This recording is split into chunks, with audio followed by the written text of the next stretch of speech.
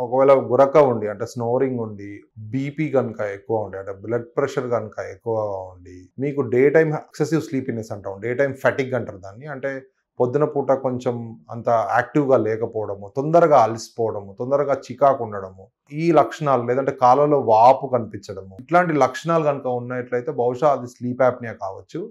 So, ఇమ్మీడియేట్‌గా మనకు మీరు sleep apnoea specialist, sleep specialist గానీ, సోమ్నాలజిస్ట్ గానీ సంప్రదించడం ఉంటది. వాళ్ళు స్టాప్ బ్యాంక్ క్వెషనైర్ అని ఒకటి ఉంటదండి. సింపుల్ క్వెషనైర్. అంటే మీకు ఏజ్ ఎంతుంది? మోర్ దెన్ 50 ఉన్నారా? మెనోపాజ్‌లో ఉన్న ఫీమేల్స్ అయితే మెనోపాజ్‌లో ఉన్నారా? బీఎంఐ అంటాం. బీఎంఐ అంటే body mass index more than 30 ఉందా? ఇయన్నీ వాళ్ళు చూసి ఒక 10 పాయింట్ స్కేల్ ఉంటుంది. ఈ 10 పాయింట్ స్కేల్‌లో గనుక మీకు మోర్ దెన్ 5 పాయింట్స్ గనుక పాజిటివ్ ఉన్నట్లయితే మీకు స్లీప్ యాప్నియా వల్ల వచ్చే కాంప్లికేషన్స్ చాలా ఎక్కువ అని అర్థం. దీన్ని స్టాప్ బ్యాంక్ క్వెషనైర్ ఉంటది. మీకు అన్ని ఇంటర్నెట్‌లో కూడా అవైలబుల్ ఉంటది. మీరు మీ అంతట మీరు కూడా వీటిలో ఏమైనా లక్షణాలు ఉన్నాయా మీరు చూసుకోవచ్చు. లేదంటే సమీపంలో ఉన్న పల్మనాలజిస్ట్ కానీ, సోమ్నాలజిస్ట్ సంప్రదిస్తే వాళ్ళు అసెస్ చేస్తారు. This is called primary assessment అంటారు.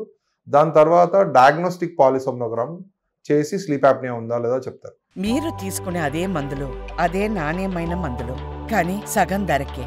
అవును, మెడ్ ప్లస్ బ్రాండ్స్ పై 50 to 80% తగ్గింపు.